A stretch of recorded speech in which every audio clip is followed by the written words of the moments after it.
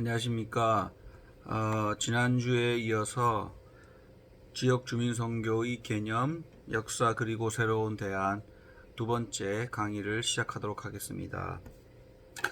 지난주에는 지역 주민 선교란 무엇이고 또 그것이 어떻게 진행되어 왔는지, 전개되어 왔는지에 대해서 역사를 살펴보았습니다. 오늘은 그 개념과 역사를 바탕으로 어떤 방법으로 지역에서 주민들을 만나고 선교했는지에 대해서 함께 생각해 보도록 하겠습니다. 지난주에 강의가 기억나시는지 모르겠지만 지역 주민 선교는 주민들을 대상으로 보고 주민들에게 시혜를 베풀고 무엇인가 선물을 안겨드리는 그러한 방식의 선교가 아니라 주민들을 만나고 주민들이 주체가 되어서 스스로 자신의 문제를 해결하도록 돕고 지지하고 함께 곁에 있는 것이 주민 선교라고 말씀을 드렸습니다. 또한 왜 그것이 지역을 근거로 해서 일어났는지에 대해서도 이야기를 했습니다.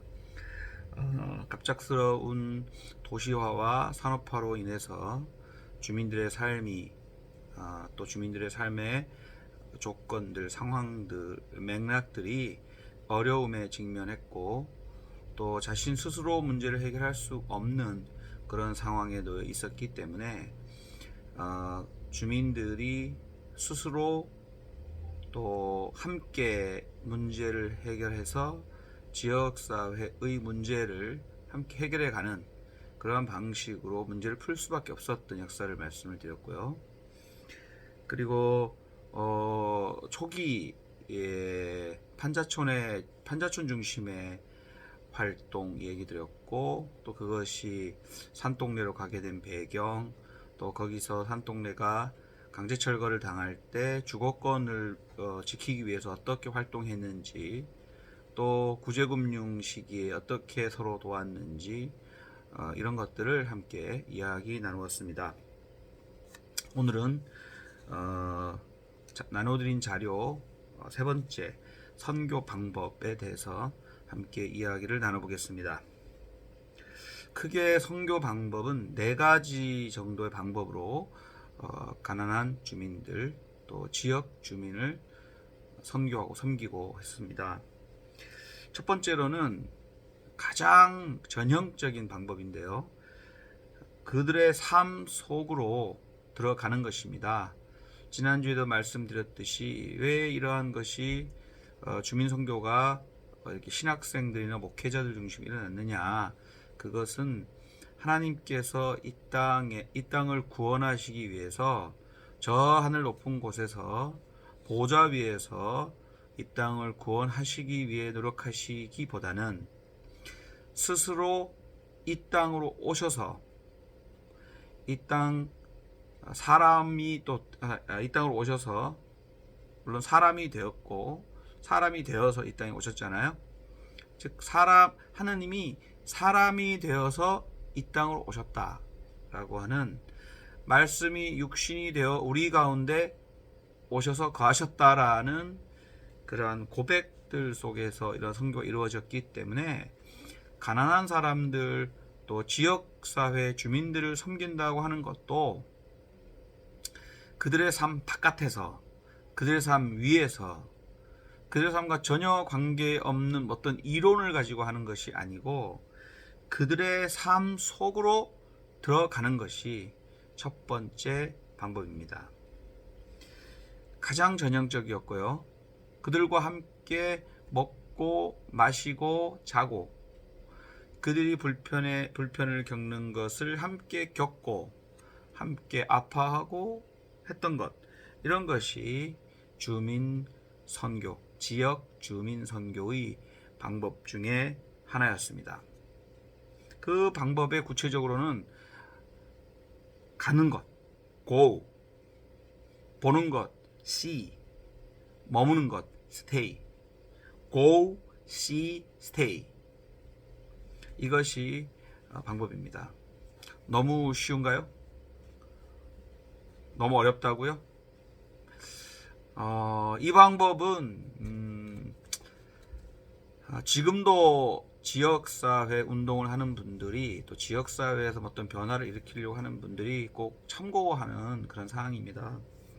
가서 지식으로 피상적으로 아는 것들을 가지고 주민들을 찾아가서 주민들의 삶을 개선해 주는 것이 아니고, 주민들을 만나고 그들의 삶으로 들어가서 그들의 삶을 내 삶으로 받아 함께 경험함으로써 알게 되는 것, 그런 것들이 주민선교의 또 방법, 또 주민선교를 할 때 활동하는 프로그램을 만들 때도 중요한 사항입니다. 성경에도 안다라는 이야기가 많이 나오는데요. 크게 두 가지로 나누어서 동사를 씁니다. 하나는 지식적으로, 머리로, 또 뭔가 누군가한테 들은 이야기로 아는 것을 안다라고 표현할 때 히브리어 동사 예다라는 동사를 썼습니다. 하지만 하나님을 아는 지식, 또 경험적으로 아는 것, 체험하는 것, 그리고 자신의 뼈저린 그런 실패와 이런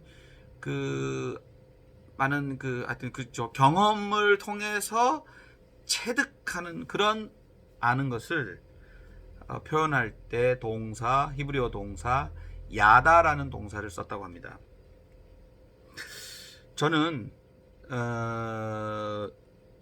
가난한 주민의 삶 속으로 들어가서 주민과 함께 먹고 마시고 사는 것, 주민에게 가는 것, 주민들의 삶을 함께 보는 것, 거기에 머무는 것, 그 중에 그것의 가장 중요한 목적은 주민의 삶을 아는 것입니다. 그냥 피상적으로 지식으로 머리로 아는 것이 아니라 몸으로 체험하는 것이죠. 이런 것이 지역 주민 선교를 했던 초기에 활동했던 분들이 대단히 중요하게 생각했던 부분입니다. 안다라고 하는 것, 어떻게 알아야 하는지를 한 7가지 정도를 또 나누어서 무엇을 알아야 한다, 이렇게 정의도 했던 것으로 역사적으로 나와 있는데요. 첫 번째는 주민을 안답니다. 자료에 보시면 5쪽에 나와 있습니다. 주민의 얼굴과 표정을 알고, 주민이 어떻게 성장해 왔는지를 알고, 주민의 성격, 기호, 감정의 세세한 측면들을 알아야 한다. 무엇을 위해서요? 그렇죠. 지역 주민 선교를 위해서 말입니다. 그래야 우리는 주민과 전면적 관계를 맺을 수 있고 함께 사람됨의 길을 찾아갈 수 있다, 이렇게 고백했습니다. 초기 1960, 70년대 그런 지역 주민 선교했던 선구자 활동가들 말이죠. 여기 보면은 주민이 표정, 그러니까 주민을 잘 살피는 거예요. 그냥 저기 노인들이 앉아있네, 저기 노숙인이 있네, 저기 지나가는 아주머니가 있네가 아니고 자세히 보는 겁니다. 구체적으로 그들이 어떤 표정인지, 그들이 감정이 어떤지, 무엇에 화를 내는지, 무엇에 즐거워하는지, 어떤 일 보면은 어떨 때 즐겁고 어떨 때는 막 인상 쓰고 있고 그러시잖아요. 그러니까 왜 그런지, 무엇 때문에 그런지를 궁금해하고 알려고 노력하는 것, 거기서부터 시작하는 거죠. 두 번째는 주민의 삶의 현장을 안다, 나와 있죠. 주민이 살고 있는 삶의 조건, 주거 형태, 주민의 생활의 불편사항, 또 그들의 곤란을 겪고 있는 것, 또 주민의 일터, 그리고 주민들의 꿈과 비전, 그리고 주민들이 일터에서 마주치는 곤란한 것, 또 거기에 또 주민이 어떻게 반응하는지, 이런 걸 아는 것이 다 주민을 아는 것에 포함됩니다. 세 번째는 주민의 삶의 문화를 안다. 주민의 삶의 문화를 안다. 주민은 어떤 문화 생활을 하는지, 텔레비전을 보느냐, 라디오를 듣느냐, 텔레비전을 보면 어떤 텔레비전을 보느냐, 라디오를 들으면 어떤 라디오를 듣느냐, 또 주민은 어떠한 문화적인 것에 영향을 받는지, 누구에게 귀를 기우는지, 주민이 쓰는 특수한 언어는 무엇인지, 또 주민의 가족에 대한 그런 이해, 가족 문화 이런 것들을 안다. 그러니까 삶의 문화를 안다. 이런 것도 아는 것입니다. 이게 세 번째 아는 것. 네 번째, 주민 사이의 인간관계입니다. 주민이 어떤 사람과 어떤 관계를 맺고 있는지, 또 주민이 어느 장소에서 어디서 누구랑 같이 이야기하는지, 또 주민이 이야기하는 그 속에 숨은 뜻이 무엇인지를 아는 것, 이것이 주민 사이의 인간관계를 아는 것에 포함됩니다. 공식적이고 비공식적 모임들, 또 인간관계 이런 것들을 아는 것, 그것이 필요하다. 대단히 많은 걸 알아야 되겠죠. 다섯 번째, 또 우리는 주민과 주민 현장을 통해 나 자신을 안다. 주민을 만나면서, 그러니까 이제 주민을 대상화하는 사람은 이제 주민을 이렇게 딱 떨어져 놓고 내가 막 주민을 알기 위해 막 애를 쓰잖아요. 하지만 주민을 아는 것 중에는 그 주민과 만나면서 나 자신을 아는 것도 포함됩니다. 나는 주민을 어떻게 보고 있는가? 나는 주민을 어떤 존재로 여기고 있는가? 나는 정말 이분들을 정말 스스로 문제를 해결할 사람으로 보고 있는지, 아니면 내가 막 무조건 도와줘야 될 불쌍한 사람 정도로 알고 있는지, 그 나 자신을 좀 내가 어떤 관점인지도 아는 것, 이것도 대단히 중요한 삶의 영역이라고 할 수 있습니다. 그 다음에는 여섯 번째, 5쪽입니다. 우리는 주민과 관계 맺고 주민을 사랑하는 기술을 안다. 그냥 피상적으로 가면 되지 뭐, 가까워지면 되지 뭐, 대화하면 되지 뭐가 아니라 주민과 어떻게 가까워질까, 어떻게 대화할까, 또 주민의 생각을 어떻게 일깨울 수 있을까, 주민이 변화를 위해서 어떻게 하게 할 수 있을까, 또 주민들이 어떻게 좀 창의적인 거를 하게 할 수 있을까, 주민이 창의적이게 하게 움직이게 할 수 있을까, 이런 것들을 알아야 한다는 거죠. 내 자신 아는 거에 포함되지만 여섯 번째입니다. 그 다음에 일곱 번째, 우리는 주민이 역사의 어떤 시점에 있고 세계의 어떤 지점에 놓여 있는지를 알아야 한다. 이런 이야기입니다. 우리는 주민이 놓여 있는 현 주소, 지금 현 상황, 이것이 전 지구적으로 혹은 우리 국가적으로, 지역적으로 지금 어떠한 상황인지, 이게 보편적으로 어떠한 지금 상황 전체에 놓여 있는지를 우리가 알아야 단순히 이 지역에만 일어나고 있는 특수한 일로만 주민의 문제들을 치부할 게 아니라 이 전 지구적인 문제, 국가적인 문제로 살펴야 해결책도 함께 모색할 수 있다. 이렇게 정의를 하고 고백했던 것들을 저희가 자료를 통해 찾을 수 있었습니다. 다시 한번 정리하면요, 안다. 주민을 경험하고 주민의 삶으로 들어가서 주민의 삶 속에서 주민을 안다고 했을 때 여섯 가지. 첫 번째는 주민을 안다. 두 번째, 주민의 삶의 현장을 안다. 세 번째, 주민의 삶의 문화를 안다. 네 번째, 주민 사이의 인간관계를 안다. 다섯 번째, 주민과 주민 현장을 통해서 나 자신을 안다. 그리고 여섯 번째, 우리는 주민과 관계 맺고 주민을 사랑하는 기술을 안다. 그리고 일곱 번째, 우리는 주민이 역사의 어떤 시점에 와 있고 세계의 어떤 지점에 놓여 있는지를 안다. 이렇게 7가지 주민을 아는 것, 이것이 주민 선교의 첫 번째 방법이었습니다. 주민 속으로 들어가서 주민에 대해서 알고 동화되고 주민과 하나 되는 것, 이것이 첫 번째 선교 방법이었습니다.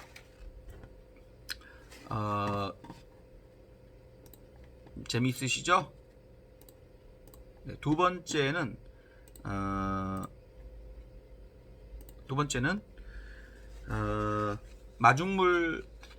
마중물이 필요할 때 마중물을 붓는 것, 그것이 두 번째 선교 방법입니다. 마중물이 뭡니까? 옛날에 수도가 없을 때 이 펌프라고 하나요? 동네마다 있었었고, 저도 어린 시절에 저희 집에 이게 세매에서 이 펌프질로 물을 길어 오르기도 했습니다. 이 펌프는 한 바가지의 물을 이 펌프에 이렇게 넣고 막 이렇게 움직여야 돼요. 그러면 밑에서 물이 쫙 올라옵니다. 샘이 마른 것이 아니라 땅 속에 물이 흐르고 있죠. 그 샘이 거기 박혀 있죠. 그런데 스스로 물을 못 길어 오를 때, 첫 번째 뭐 주민이 스스로 하는 거 아니냐, 개념이 그거 아니냐, 내버려 두는 것이 아니라 그럴 때 적절하게 마중물을 부어줍니다. 마중물은 그야말로 마중물이어야 합니다. 너무 물을 많이 부어버리면 물을 길어 올릴 생각 안 하죠. 물이 못하고 그냥 주는데. 그래서 정말 딱 마중물 될 만큼만, 한 바가지만 주는 것. 그거를 제공해서 그걸 통해서 주민들이 잘 일어나게 하는 것. 이것이 두 번째 방법입니다. 이것은 시혜와 좀 다릅니다. 시혜는 그 사람을 그런 존재로 두는 거예요. 받기만 하는 존재, 내가 도와줘야 될 불쌍한 사람, 저 사람은 아무것도 못하는 사람으로 두는 것이 시혜적 방식의 선교고, 마중물은 좀 다릅니다. 저 사람은 할 수 있는데 지금 딱 그렇게 할 수 있는 첫 번째 계기를 못 만들 때 적극적으로 도와주는 것. 이것이 지역 주민 선교의 두 번째 방법이라고 했습니다. 할 수 있습니다. 자, 세 번째는 환대의 집입니다. 환대의 집은 우리나라에서 처음 시작한 건 아니고요.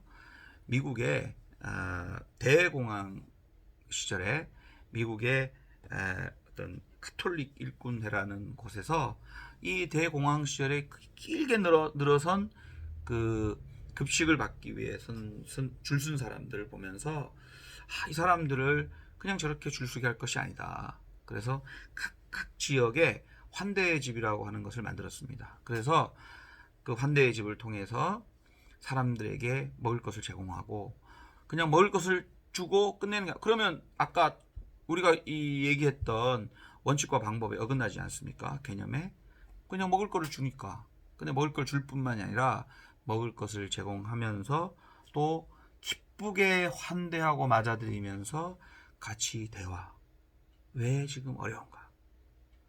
당신의 꿈은 뭔가? 그리고 어떻게 하고 싶은가? 이런 것들을 이야기하는 것까지 함께 했다고 합니다. 프로그램을. 그러니까 그냥 밥 주는 거랑 좀 다른 거죠. 제가 지난주에도 말씀드렸지만 구제라고 해서 교회에서 500원짜리 동전 준비해서 교회에 이 막 줄 세워놓고 하나씩 500원 주고 그냥 보내는 거 있잖아요. 그거와 다른 겁니다. 맞아들이는 거죠.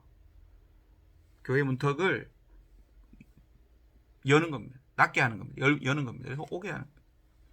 받아들여서 꺼내서 그 사람이 더럽던, 그 사람이 냄새나고, 그 사람이 형편없는 사람이란 다 그 그리스도 사랑이지 않습니까?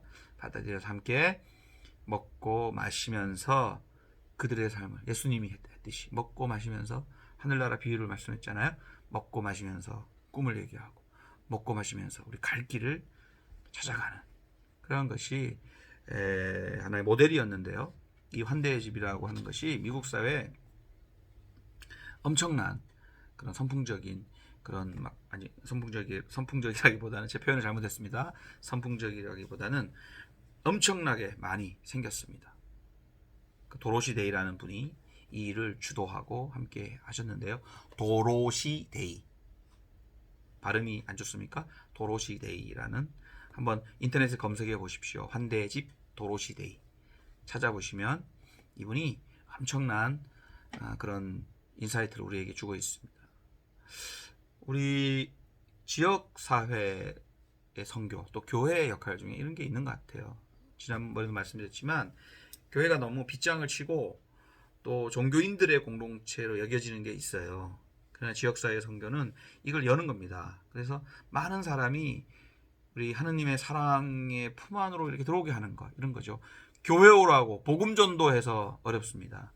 하지만 교회가 문턱을 낮추고 문을 열고 문호를 개방하면 많은 사람이 저는 올 거라고 생각하고요. 교회가 선교의 위기 겪지 않을 거라고 생각합니다. 마지막 네 번째는 주민 조직화를 통한 지역사회 선교입니다. 주민 조직화를 통한 지역사회 선교. 이것은 잠시 쉬었다가 또 하도록 하겠습니다. 잠시 쉬겠습니다.